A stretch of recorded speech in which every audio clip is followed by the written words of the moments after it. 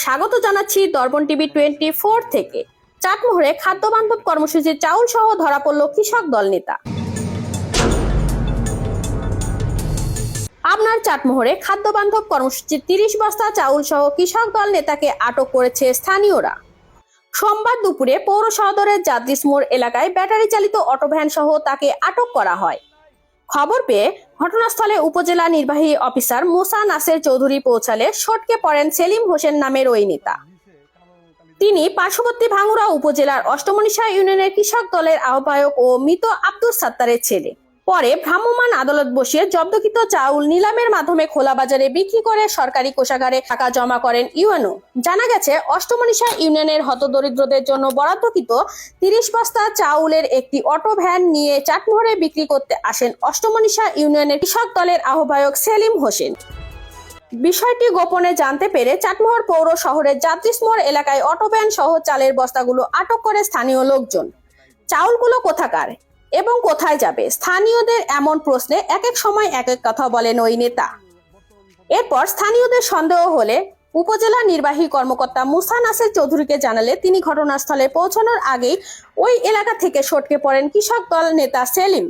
পরে ভ্রাম্যমাণ আদালত বসিয়ে জব্দকৃত চাউলের দাম নির্ধারণ করে নিলামের মাধ্যমে 30,000 টাকায় বিক্রি করে সরকারি কোষাগারে জমা করেন ইউএনও মুসা নাসির চৌধুরী। দলীয় পরিচয় নিশ্চিত করে এ ব্যাপারে অভিযুক্ত সেলিম হোসেন দর্পণ টিভি 24 কে বলেন, 30 বস্তা চাউল পাবলিকের কাছ থেকে আমি কিনেছি।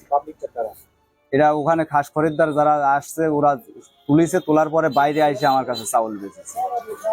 আমি বাইরের থেকে চাউল কিনেছি। 30 বস্তা কিনছি 30,000 টাকা দিয়ে। এ ব্যাপারে চাটমোহর উপজেলা নির্বাহী অফিসার মুসা নাসের চৌধুরী দর্পণ টিভি 24 কে বলেন, আপনাদের তথ্যের ভিত্তিতে আমরা এখানে জানতে পারলাম যে অষ্টমনীশা ইউনিয়ন আছে খাদ্য বান্ধব কর্মসূচির চাল বিক্রির কার্যক্রম চলছিল। তো সেখান থেকে এই চালটি চাটমোহর হয়ে অন্য কথা হয়তো যাচ্ছিল। তো আমরা ভাঙ্গুড়া উপজেলায় কথা বললাম, সেখানে আমরা জানতে পারলাম যে এই চালটা আসলে ডিলার কর্তৃক বিক্রি করা হয় নাই। তারা সেটা আমাদেরকে নিশ্চিত করেছে।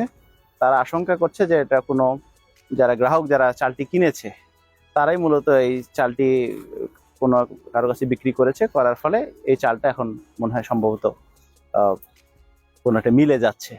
তো যেহেতু এখানে আমরা ঘটনাটি ঘটেছে ভাঙ্গুড়াতে এবং আমাদের যে ভ্যান চালক ছাড়া কাউকে পাওয়া যায়নি এবং উনিও নির্দিষ্ট করে বলতে পারছেন না যে কে এটার সাথে জড়িত বা কোথা থেকে এনেছেন। তো আর যেহেতু কোনো গ্রাহক যদি খাদ্য বান্ধব কর্মসূচি চাল কেনে, ওনার আসলে বাইরে বিক্রি করারও কোনো সুযোগ নেই। তো সুতরাং এই চালটি আমাদের কাছে আসলে অবৈধ চাল হিসেবে আমাদের কাছে বিবেচিত হবে। সেজন্য আমরা যেহেতু কোনো আসামি খুঁজে পাচ্ছি না, সে কারণে আমরা এখন সিদ্ধান্ত নিয়েছি যে এটাকে উন্মুক্ত নিলামের মাধ্যমে এটা আমরা বিক্রি করে সরকারি কোষাগারে জমা দেওয়া হবে। দর্শক, এতক্ষণ দর্পণ টিভি 24 এর সাথে থাকার জন্য ধন্যবাদ। দর্পণ টিভি, এই সময়ের প্রতিবিম্ব।